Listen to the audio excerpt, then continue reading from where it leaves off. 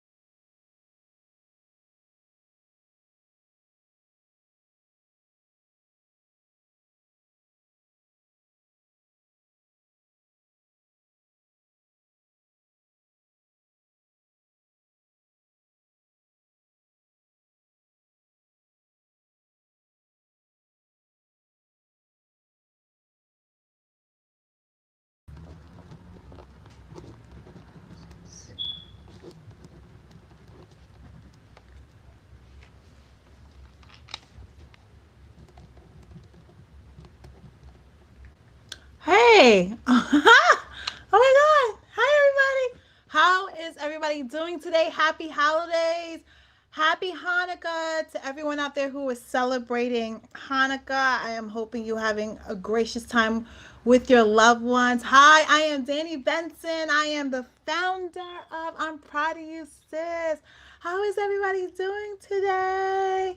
Oh, I just want to say, countdown to New Year's. I mean, of course, countdown to Christmas, because all over my house with the Christmas tree, my kids understand Christmas. So every day is, can we open the presents? And I'm like, no, you cannot open the presents. You have to wait until Christmas. So I just love this time of the year. I mean, it's cold outside. I want to shout out to my cousin, Heidi. It's her birthday today and her Prince's birthday today.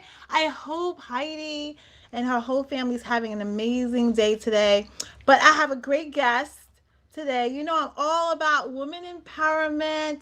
I'm all about human empowerment, to be honest with you. I want every human in this world to feel that they are empowered. And the power comes within you. The power is not an outsource. The power is an insource. So I have Leah Francis here. She is a brand extraordinaire. She helps people build their brands through social media. She's also a mentor. She co-founded or founded the Urban Mentor, which is such a great idea because a lot of kids need mentorship. I actually have 3 mentors. It's for the last decades now. And I don't know what I would be without my mentors. They have guided me through ups and downs and spins and arounds, and they keep me smiling and they keep checking up on me and make sure I have a pulse sometimes, because sometimes they don't hear from me. But it's because I'm busy with twins and I'm busy trying to conquer the world. But Leah, what's up, Leah? Leah! Hey, girl. Hey. I'm proud of you, How sis. are you? I'm wonderful, man. It's Wednesday. We've made it to the end of yet another year in pandemic. Have not lost my mind. I still have income coming in, so I can't complain about anything. I'm above ground. I'm healthy. I'm well. And I get to see your beautiful face today. So I can't complain at all. And I get to see your beautiful face too. How It's are been you, too sis? long, I just want to darling. let you know that I am proud of you, sis. I'm proud of you, sis. The things that you do continue to blow my mind. I just hope to be like you one day. Will you mentor me? Will you Yeah, mentor me? you know what? I would love to mentor you. I am like I give advice to everyone, Teach me and how to be great because you're great. Like, teach me how to do it. Or oh no, you are great. Stop. You are great. I mean, I look up to women like you. Um I'm so humbled because I have such an amazing cast of amazing women that I know and I'm surrounded with, that I it's not only I'm amazing, you're amazing. I have a list of amazing women out here who are doing their thing, who are hustling, who are grinding, who are, toughing up through the trenches, and with everything going on, pandemic, moms, some of them are married, children, some of them are single with children. They get up every day and just conquer the world with a smile on their face, even though sometimes, some days like me, I'm going through it, and you would never know I'm going through it, because at the end of the world, I've learned that you are your own hero and you have to absolutely. save yourself. So it's amazing, like, and it feels good when you know you are your own hero, because you know that if no one is coming to rescue you, it's okay, because you're going to rescue yourself no matter what. Absolutely. So It, I want to give yeah. praise to every woman out there, every human being out there who is able to see another day, who has got up even if they had a rough day the day before, and said, you know what? But today's a new day, and I'm going to start fresh, and I'm going to try this game of life again. Mm-hmm. Because it's Absolutely. tough out there. It's increasingly tough every day. But we're doing it like you said, sometimes your only option is to show up. And so I salute you for showing up, and I salute each and every one of our viewers and listeners who are showing up when they don't want to, when it's hard, when the tears are streaming down their face and you're just like, one more day at this job that you hate, but it's what keeps the roof over your head. It's what keeps food on your tables. Listen, you're doing it for someone and your day is coming. I feel that everyone's day is coming. I feel that your day is always around the corner, so don't give up. And the reason that I'm having like this conversation is because I was reading yesterday that the Surgeon General, you know how we love our girls and we want to empower our girls, but we love our children, and I so love the next generation of kids coming up. And the depression and the mental health has increased dramatically. And it's very unfortunate, because this is a tough time right now to be a child going through a pandemic, to be a teenager going through a pandemic, and to be like a young adult going through a pandemic as this. So as you empower women all the time, what advice would you give to the younger generation out there to help them push through, to let them understand that this will not last forever, and this shall pass. So just hold on. One thing I always like to encourage young people is that, permanent you want to make permanent plans for a long-term life. And I always say, may the works that I've done speak for me. So at the end of your life, you want what you contributed to this earth and this legacy to outlive you. And so that means that while you're young, as the Bible says, to work while it's day, as you have time, um oh wow, one of my quotes, as you have time now and the youth on your side and agility, and you have your 20s are for dumb decisions, as one of my mentors has always told me. As you have time to make dumb decisions, correct, one of my favorite things to tell my young people is fail fast and fail often. This way you have time to grab yourself up by the bootstraps and do it again and try it again, and not to think that you have to have everything ready. I think a lot of times, myself included, we put a lot of anxiety on ourselves by trying to be perfect, according to someone else's spotlight, but we don't know their behind the scenes. And so we're judging our behind the scenes according to someone else's spotlight. But if you just take a moment and say that's their story, that's their journey, you're allowed to pass by people's journey to let you know that it's possible. You're allowed to pass by people's journey so that you can gain some wisdom from it. I often say, it's a wise man that learns from their mistakes, but it's an even wiser person that learns from the mistakes of others so that they don't have to make those mistakes. And so we're afforded to see people's journeys, we're afforded to see people's mistakes and wins so that we know that it's possible, but we also know what to avoid. And so if I had to tell young people anything, fail fast, fail often, dust yourself off, try it again. And there's no, it's not over till it's over. You know what I'm saying? You can go to your grave just trying, but as long as you can say, I've tried, I've done the best that I could with what I had. And don't be afraid to ask for help. A lot of times we feel like we got to conquer everything by ourselves, but many hands make for light work. That is the slogan that's on my Urban Mentor logo. It's in Swahili, but it's a Swahili parable, or it's a Swahili proverb. Many hands make for light work. We can all get this done. It's easier to carry a 10-pound brick when it's you and someone else rather than you trying to carry it by yourself. So if you just carry, share the load with people, tell people where you're struggling, you'll be surprised how people can come along the way and say, hey, I have someone for that. Let me recommend you to this one. I have someone that can mentor you through this. So fail fast and fail often. Don't be afraid to ask for help. And remember, this is not the end. No, it's not. And sometimes I tell my daughters all the time because one of my twins, she doesn't like to fail. So sometimes she doesn't want to give the answer because if it's the wrong answer, she gets upset at herself.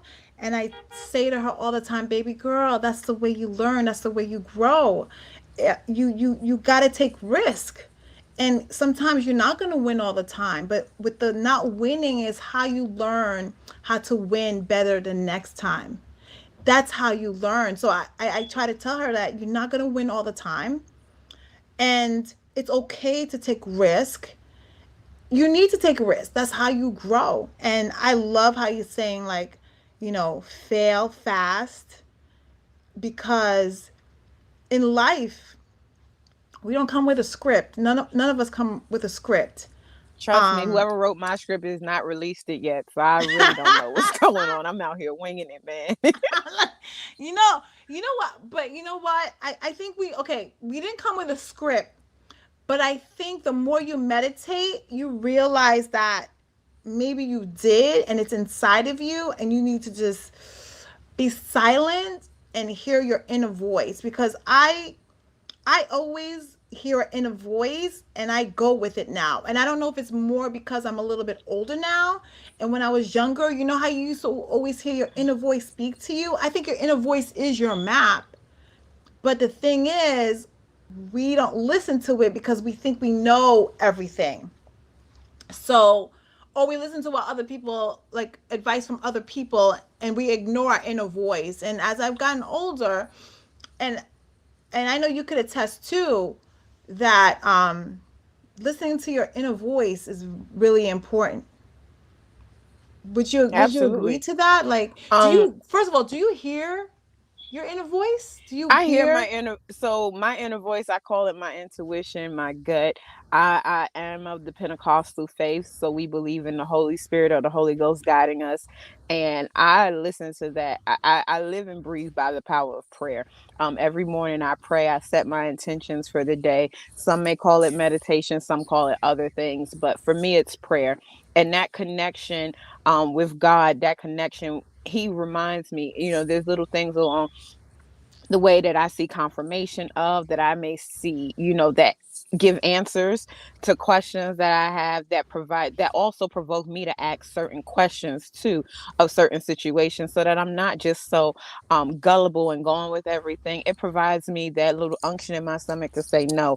And I think, like you said, when you go so long without listening to it and ignoring it, you learn sometimes. You sit there and be like, I had a feeling that I should have went left instead of right, but I still went right anyway, right? Because something else told you to do that. Something told you what you were feeling were wrong.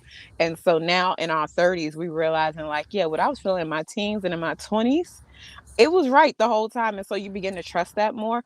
And so I'm moving into that space of trusting that voice more, of really relying on it too. That if, my friends and I, we had brunch over the weekend and we were talking about, if your body, sometimes your body will give you clues about what you should do, or even tense up when you're not comfortable in situations, and following that your body even knows how to tell you how to maneuver, even when you don't have, a spirit's voice speaking to you, or any other confirmation of that sort. Just, trusting your own inner self. But it does take multiple times of you falling and failing in order to learn that. Um, it's very, very few people that can just go with their gut and just trust it. That is something that I honestly admire. It takes a lot of courage. And I'm getting there. That's the only thing I can say, is that I'm getting there. Well, you know what? I want to let you know that we're all getting there. So you're not alone at all. I mean, the human existence is an amazing experience that we are all learning together at the same time. So Absolutely.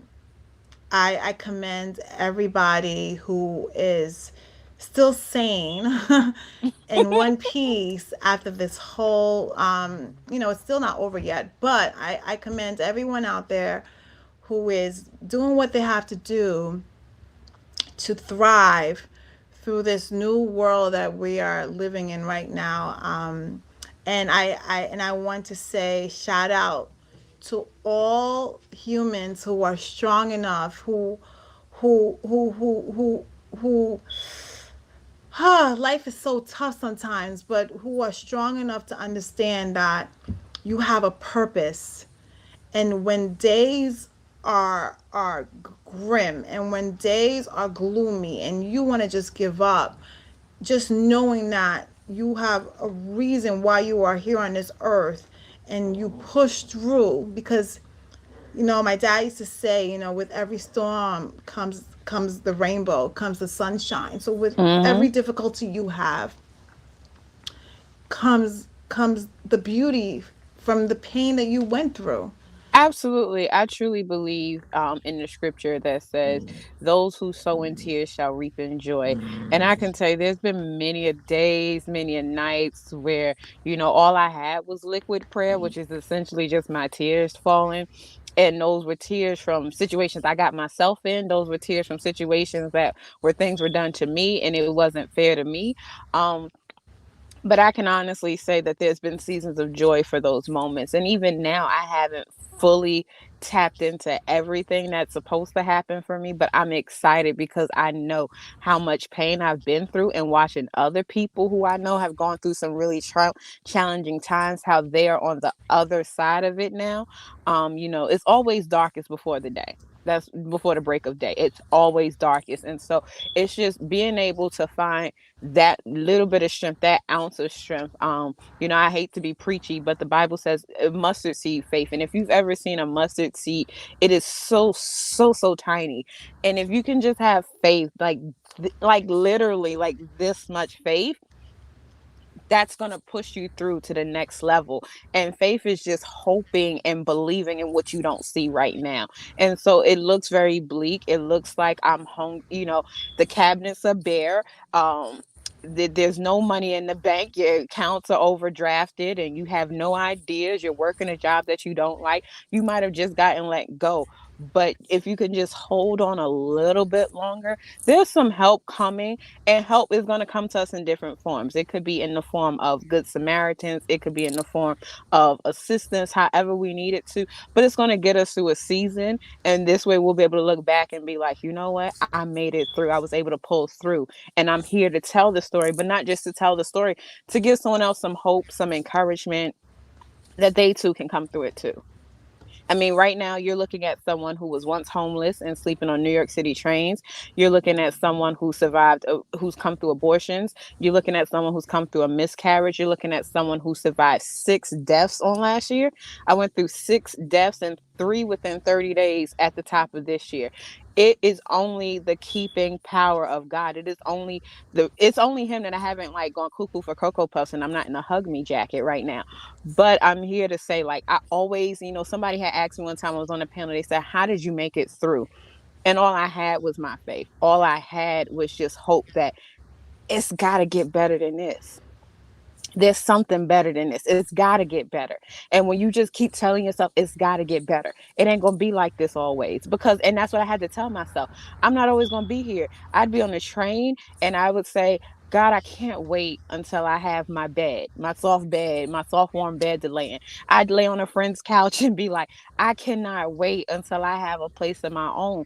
And you know what? I'm able to do that. And he put me in a place where I'm able to offer people when they too find themselves homeless, I'm able to say, hey, come stay on my couch for a little bit, because I know what that feels like. I know what it feels like for somebody to walk past you and you're hoping that they pick up and say, are you hungry? Did you eat today? I know what that feels like. And so I'm always looking for an opportunity to continue the circle of giving. Well, I mean, this is a season, that we definitely have to give as much as we can, especially to everyone who is less fortunate than us. I mean, I love paying it forward all the time because there was times that I was at my lowest and people were paying it forward to me. Strangers were paying it forward to me. And I am like the testimony of pushing through, and I am so grateful to every human being that I know and didn't know, who maybe I didn't say anything, but they sensed, like, you know what, I'm going to do this for her. And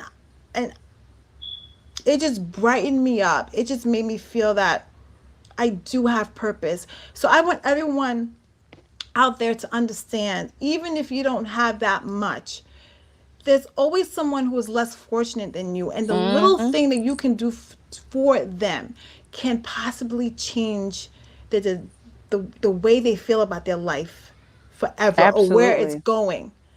That's why when I talk to people and I see people, even when I'm like at the store and I see a young kid and it's like, oh, I hate this job, and I always tell them, just hang on. It's not going to be forever. Just hang on. This is just a blip in your life. This is not your whole story. This is just part of your story. Absolutely. So I need you to understand. I know, like, you don't want to be working here, but this is just the beginning of you blossoming. You are establishing your roots right now. You are, like when you look at a plant and you see all of these different types of roots, I see like your journey of every time you say you don't want to do something, or why am I here, or why am I doing this, and it's just the extension of that root that comes out, because all of those roots will build your strong stem, which will eventually blossom into a beautiful flower, into a beautiful story. And look at your story. Like, I never knew you were homeless. And I know several people who have been homeless, like several people who I call a friend, like I call you one of my friends, who have been homeless. And I want to just tell you that I am so proud of you, sis, because you pushed through.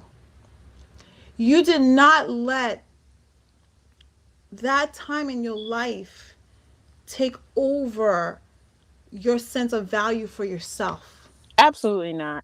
And thank you for saying that. I'm proud of you, sis. And I'm proud of you for everything you're doing, and even for this platform you've created for people like myself and others to share their story. And if I can encourage one person tonight, I am doing more than my level best here. One thing about everything I've gone through, it's given me a true sense of humility for where I'm going. It's given me the character that it's going to take to sustain me. And, everybody wants a seat at the table. Everybody wants to be in the room with the power players.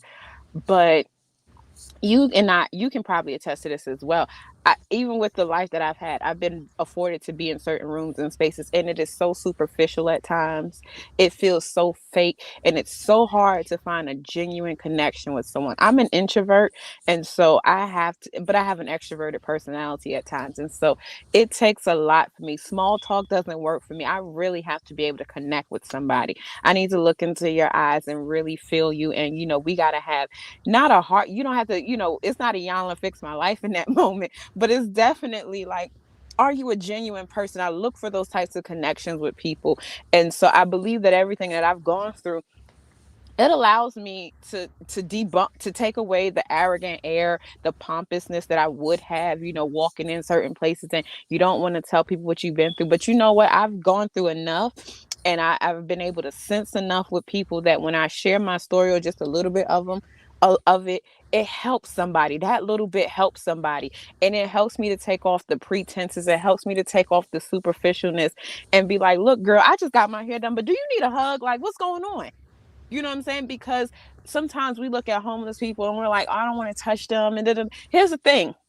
This shirt, I can go wash it. I have a home to go to that I can wash it. It does not matter to me. What is it going to cost me to be kind to someone? Kind. That type of humility. And generally, it's that they want someone to see them, to know that they are still here, that they're still human. And so, like, it's things like that I'm really, really grateful for the seasons that I've come through, the seasons of plenty and the seasons of lean and even the seasons of lack, because it makes me that much more appreciative for where I'm going and even what I have now.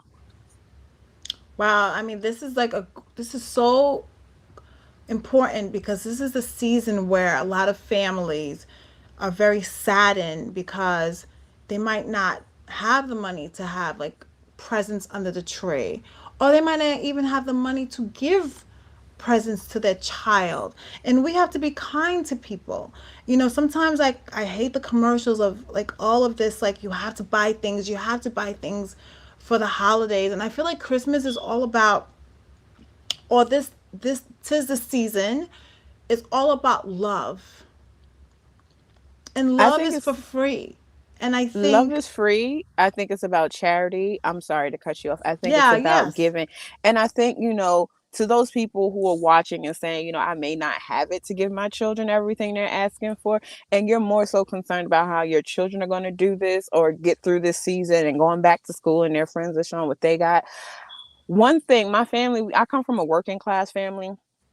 So we ain't at the top of the line, everything, but we weren't in poverty either. We were like somewhere in the middle. Middle And class.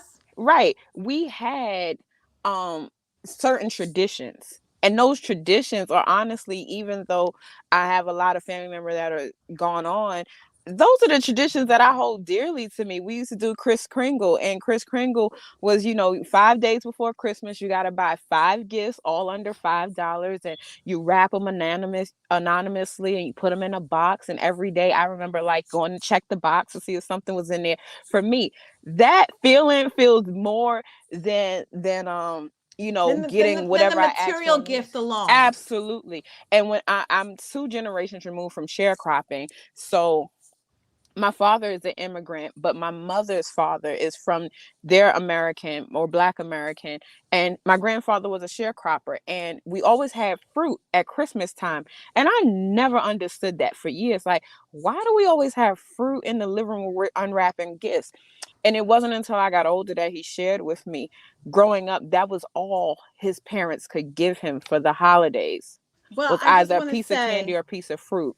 you know what? We definitely have to continue this conversation. Oh my God. It's like, it seems like 30 minutes go so fast. Like I could I talk to know. you for hours. But I just want to say thank you for joining. I'm proud of you, sis. I'm giving you your flowers. You're an amazing human being. Please, everyone, go check her Instagram, her handles, and everything that Leah does for her community. And thank you so much for everyone for joining. I'm proud of you, sis. Have Thank a you for having fabulous me. night and have a great holiday, everyone. Bye. Bye.